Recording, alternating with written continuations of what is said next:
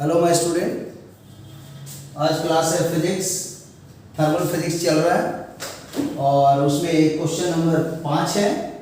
इसके पहले हम 4 क्वेश्चन करा चुके हैं और ये जेई मेन के लिए है, एम फॉर मेन। एडवांस के लिए यहाँ ए लिखा रहेगा। एडवांस में 1 से लेकर 19 तक करा चुके हैं, उसको भी बनाइए और ज़्यादा अच्छा रहेगा कि पहले हाई लेवल का बनाइए, जे एडवांस का बनाइए तब जेई मेन का बनाइए। और ये मतलब क्वेश्चंस है आपके सामने में और ये भी क्वेश्चंस किसी न किसी जेईई मेन के एंट्रेंस एग्जाम में आया हुआ है और ये इसको आप अटेम्प्ट करके देखिए कि कैसे बनेगा। देखिए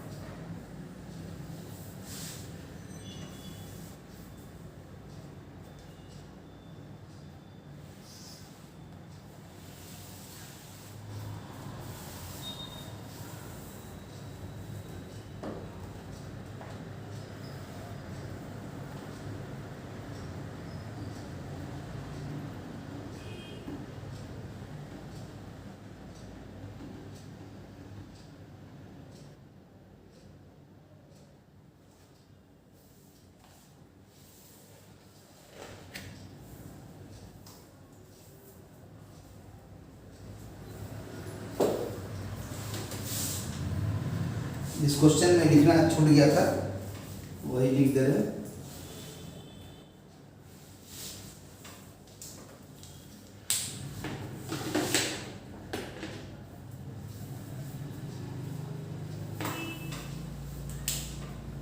ये है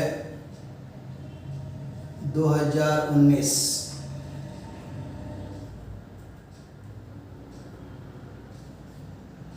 9 अप्रैल शिफ्ट 1। ये छूट गया था लिखना, इसलिए इसको सोचे मेंशन कर देते हैं।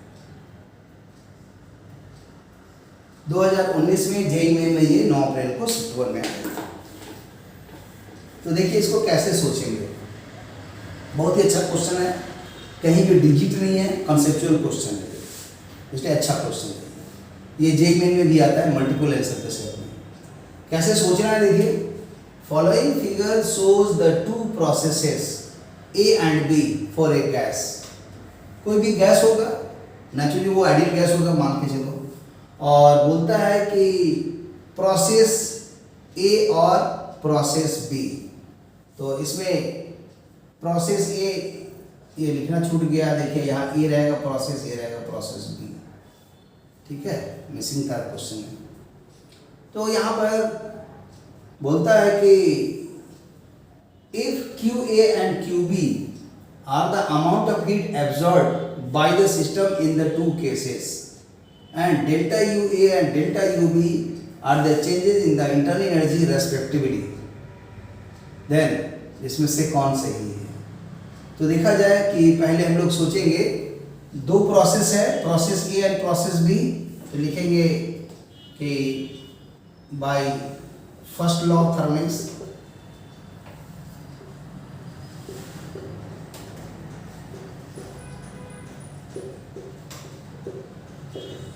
यहाँ से यहाँ अच्छा खासा गैप में जा रहा है, इसीलिए इसको हम लोग बोल सकते हैं कि ये मतलब फाइनाइट चेंज के रूप में लिखेंगे। तो delta Q delta U delta W, ये जनरल हो गया कंसेप्ट फाइनाइट चेंज में। और उसके बाद दिख रहा है कि for process A and process B, तो अभी लिखेंगे फॉर प्रोसेस ए। जब प्रोसेस ए होगा तो यही चीज लिखेंगे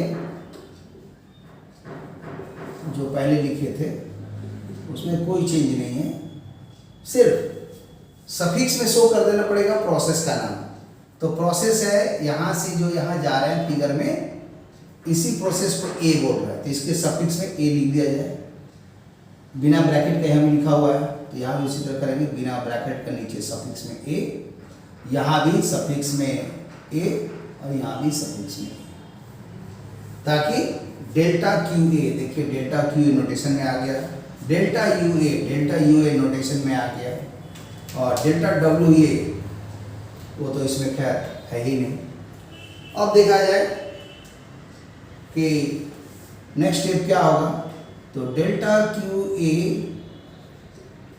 डेल्टा यू ए ये स्टेट फंक्शन है, तो जा रहा है इनिशियल पॉइंट से फाइनल पॉइंट, एरो मार्क्स दिया हुआ है, उसका भी वैल्यू है, तो u final minus U initial, तो u फाइनल, तो फाइनल कौन होगा यहाँ पर, तो बोल सकते हैं कि u फाइनल हो गया इस पॉइंट पर माइनस इनिशियल यू आई, और ये जो आएगा चेंज हो गया, लेकिन किस प्रोसेस के लिए, तो ब्रैकेट में है, चाहे तो हम लोग दिखा सकते हैं कि प्रोसेस ए के लिए ये, और ये वाला डेल्टा डब्ल्यू ए लिख दिया गया।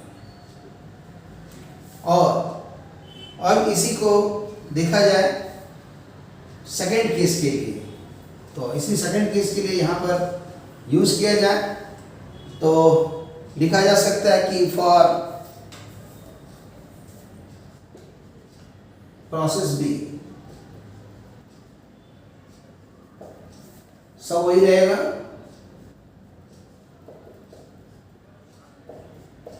खाली सफिक्स में ए की जगह बी लिख देना पड़ेगा, तो यहाँ पर ए की जगह बी लिख देंगे, यहाँ भी बी और यहाँ भी बी। फिर उसके बाद इसको ऐसे ही छोड़ देते हैं,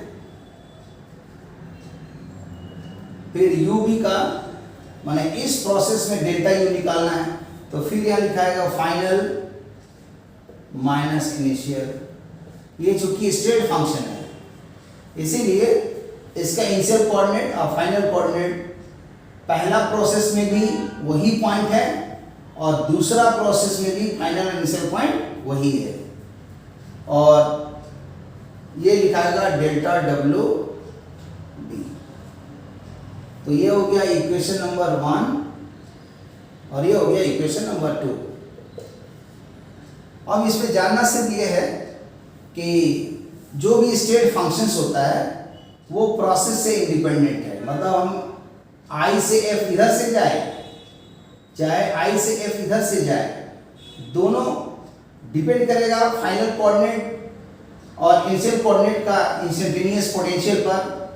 तो जो भी u फाइनल है पहला प्रोसेस का वही यहाँ पर दिख रहा है, और जो इसका इनिशियल पॉइंट है इंस्टेंटेनियस जो इंटरनल एनर्जी होगा पॉइंट ए के लिए वही है, क्योंकि पहला प्रोसेस में भी इनिशियल पॉइंट यही है और दूसरा प्रोसेस के लिए भी इनिशियल पॉइंट यही है, और पहला ही प्रोसेस का फाइनल पॉइंट एफ है, तो यहाँ भी इसके लिए एफ ही है।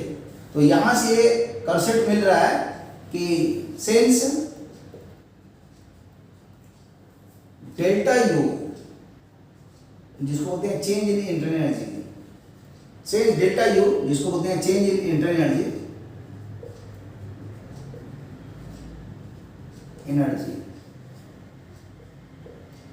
इज ए स्टेट फंक्शन, ये स्टेट फंक्शन है।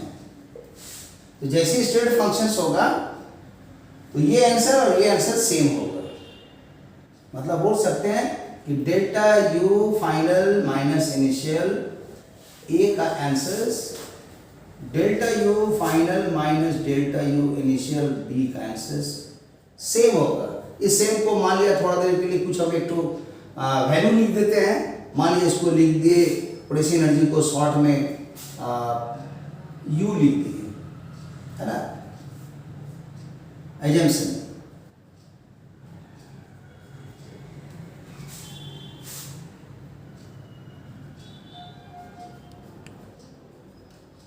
ऐसा लिख दिया, एज्यूम कर लिया।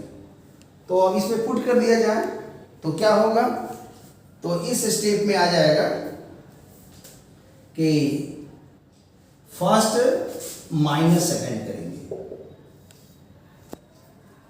तो ए वाला आंसर तो यहां पर u है, ये भी आंसर u है, तो तो जब पहला और दूसरा इक्वेशन को सब्ट्रैक्ट करेंगे तो ये आ जाएगा Q A minus Q B, और यहाँ आ जाएगा ये x और x कैंसिल, u और u कैंसिल हो जाएगा, तो यहाँ हो जाएगा delta W A minus delta W B.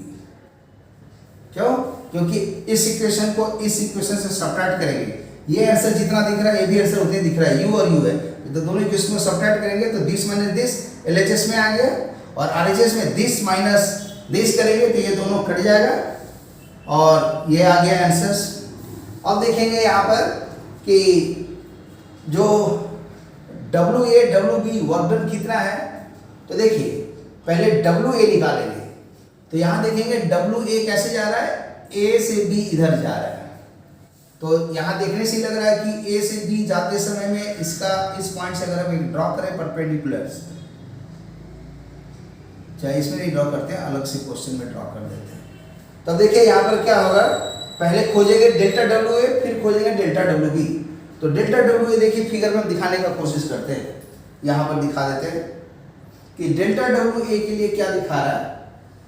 तो इनिशियल पॉइंट ये है, फाइनल पॉइंट ये है, और डेल्टा WA तो देखिए ऐसे जा रहा है, ऐसे, और यहाँ वॉल्यूम है, ये प्रेशर है। तो प्रोसेस का नाम तो नहीं लिखा हुआ है, लेकिन देखने से साफ लग रहा है कि इनिशियल से फाइनल जा रहे हैं। इसको अगर हम ड्रॉप करें परपेंडिकुलर में, यहाँ पर यहाँ से भी ड्रॉप करें परपेंडिकुलर में, ये दिख रहा है कि इनिशियल से फाइनल में जब इसका वर्क डन निकालेंगे तो इसका ये पूरा इंटीग्रेशन होगा, पूरा समेशन।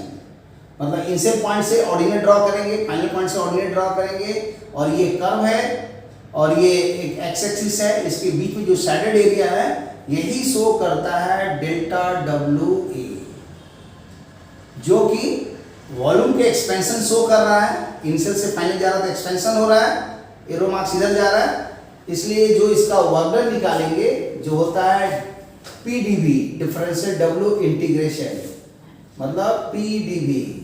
तो प्रेशर तो हमेशा पॉजिटिव है, और dV जो एक्सपेंसेस होगा यहाँ पर वॉल्यूम पॉजिटिव है, पॉजिटिव टू पॉजिटिव पॉजिटिव हुआ, सबका समीशन ये पॉजिटिव होगा, तो इसलिए इसको लिखेंगे पॉजिटिव वैल्यू, पॉजिटिव वैल्यू। और ये पॉजिटिव वैल्यू जो यहाँ दिखा, अब इसी तरह B के लिए निकालेंगे, तो यहाँ पर भी साइड में डायग्राम दिखा देते हैं कि अगर मान लीजिए हम इसी में B का दिखाएं, तो B के लिए यहाँ पर एक तो खाली काम कर दे रहे हैं कि यहाँ पर डैश में दिखा देते हैं कि ये वाला B का था, हम लोग तो फोकस किए यहाँ A पर, ये देखिए A का एरिया ज़्यादा है। अब हम लोग निकालेंगे B पर एरिया, इसी कॉन्सेप्ट पर, तो वो कैसे होगा, तो ये इनिशियल पॉइंट ये है और फाइनल पॉइंट ये है, तो इसमें ऐसे जा रहा है डायग्राम में, ऐसे जा रहा है ये, और ये इनिशियल पॉइंट है, ये फाइनल पॉइंट है, इसका नाम B है, तो इसका भी ड्रॉ करेंगे परपेंडिकुलर, और यहाँ से भी ड्रॉ करेंगे परपेंडिकुलर। इसका एरिया निकालेंगे, देखिए इसका एरिया तो ऐसा दिख रहा है, और यहाँ पर भी हम वो दिखा दे रहे हैं डायग्राम में, थोड़ा समझने में आसान होगा कि ये ओरिजिनली ऐसे था, जो ये B था। तो यहाँ पर दिख रहा है कि यहाँ भी एक्सपेंशन हो रहा है, यही तो वॉल्यूम है, इधर में इधर प्रेशर है, तो यहाँ भी PdV इसी लॉजिक से डेल्टा WB जो आएगा ये पॉजिटिव आएगा, पॉजिटिव वैल्यू आएगा। लेकिन अंतर देखिए क्या है, अगर दोनों को हम एक साथ डायग्राम में अगर देखें तो उसको भी ड्रॉ करके दिखा देते हैं, यहाँ पर ऐसा होगा, और एक जा रहा है इधर से ऐसे,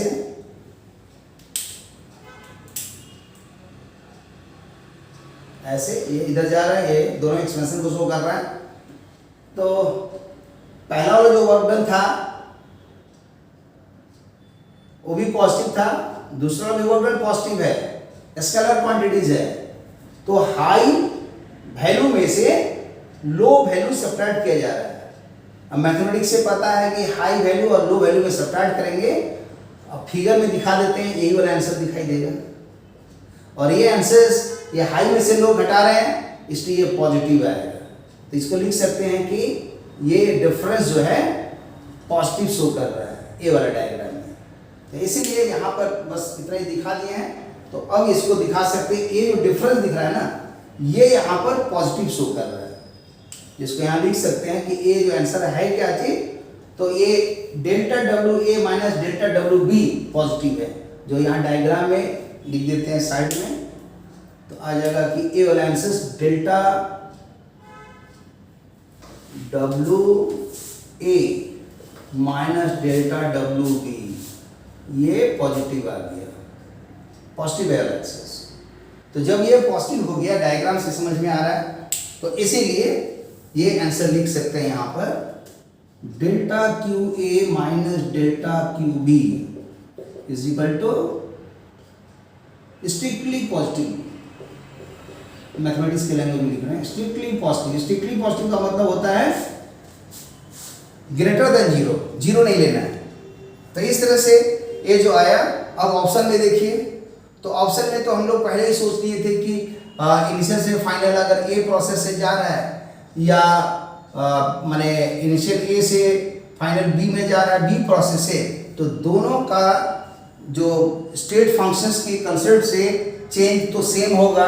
इसलिए चार ऑप्शंस में ए और बी तो हो ही नहीं सकता है, क्योंकि यहाँ पर इंटर एनर्जी को दिखा रहा है बड़ा फिर छोटा, फिर यहाँ उल्टा दिखा रहा है, ये दोनों होगा ही नहीं। मतलब सी और डी में ही आंसर सही लग रहा है इंटर एनर्जी के रेस्पेक्ट में, क्योंकि इंटर एनर्जी यहाँ भी सेम है यहाँ भी सेम है।